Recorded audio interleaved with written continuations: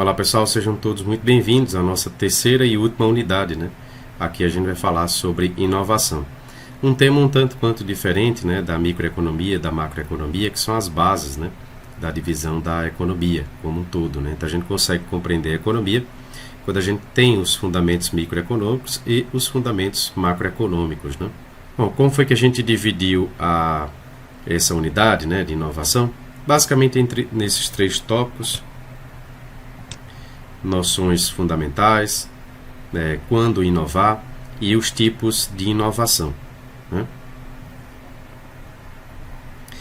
Bom, de acordo com Matos, Stoffel e Teixeira, a inovação ela pode ser esquematizada da seguinte maneira, né? Ao contrário do que a gente imagina, a inovação não é tão somente a questão da ideia, né? É preciso que haja implementação, ou seja, é preciso que haja ações, né? Ocorram ações. E mais do que isso, além da ideia e além da implementação dessa ideia, é necessário que ocorram resultados. E aí sim você tem inovação. Então, inovação, pessoal, não é só um conjunto, né, de ideias ou coisa desse tipo. Não fica apenas num campo mais abstrato. É preciso que haja a implementação e que essas ações originadas das ideias, elas tragam resultados para as organizações, né? Resultados em ambientes principalmente competitivos, né? Ou seja, fica claro para a gente que acaba se tratando de uma questão de sobrevivência, né? Então, inovação seria o somatório, né, dessas três coisas aqui. A pergunta, né, quando inovar, né? Bom, você pode imaginar a seguinte situação: você tem lá a sua lanchonete do bairro, né? Pode ser alguém da sua família ou você mesmo pode ter um negócio assim parecido, né? Aqui é apenas um exemplo. Mas diante de uma lanchonete do bairro, você se depara, por exemplo, com uma lanchonete, entre aspas, da Subway, né? De um concorrente de ordem internacional. Então, quando inovar? Quando de repente você está diante de uma questão de sobrevivência, né? Então, a inovação para as organizações é uma questão de sobrevivência, né? Se manter no mercado, apesar de se deparar com concorrentes como esse aqui, né?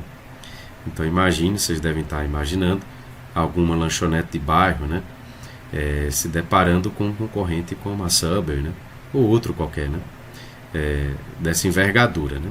E aí a inovação, por exemplo, a gente tem visto isso, né, a passagem de uma lanchonete, por exemplo, para um food trailer, né? Quem não tem acompanhado esse movimento nas cidades, né?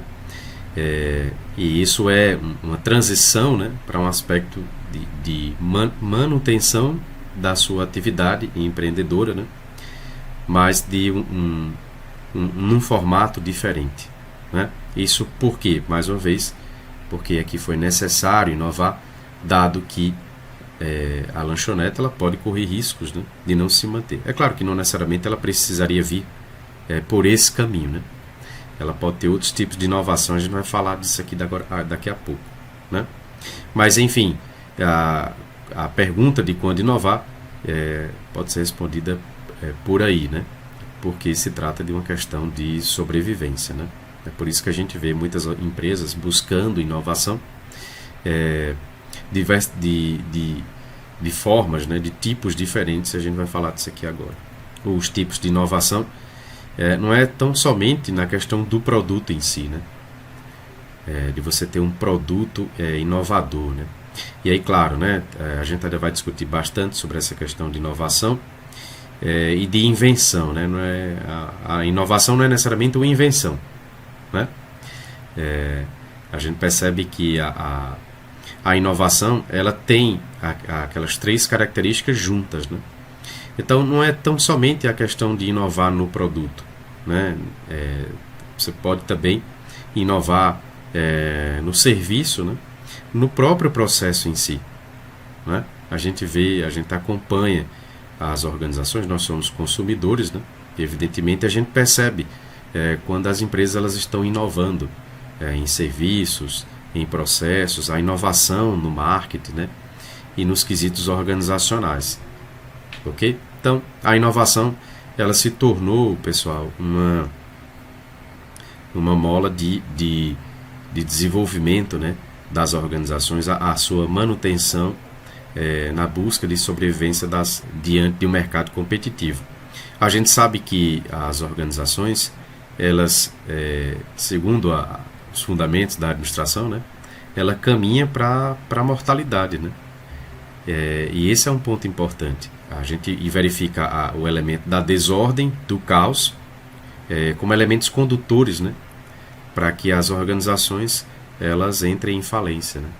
E a figura do gestor, a figura do administrador, ela vem justamente para ser um agente de mudança, né? Ao invés dela correr para uma falência, né, ela correr para a sobrevivência. E nesse sentido, a inovação ela vem com uma ferramenta muito poderosa, né, para os gestores reconduzir, né, as organizações para a manutenção naquele ambiente competitivo, né? Então, basicamente isso que eu tinha para dizer para vocês aqui nesse início. Mais uma vez, recomendo, né, que vocês façam leitura do nosso material. Os slides estáticos eles são bem explicativos, né, para ajudar vocês na compreensão. E peço que anotem as dúvidas para que a gente possa, no nosso encontro síncrono, né, resolver, tentar achar aí respostas, né, para essas dúvidas. Então sigam firme nos estudos, né? Essa é a nossa terceira e última unidade. Mais uma vez, bons estudos a todos. E encontro vocês nos nossos encontros síncronos, né? Um abraço e até lá, pessoal.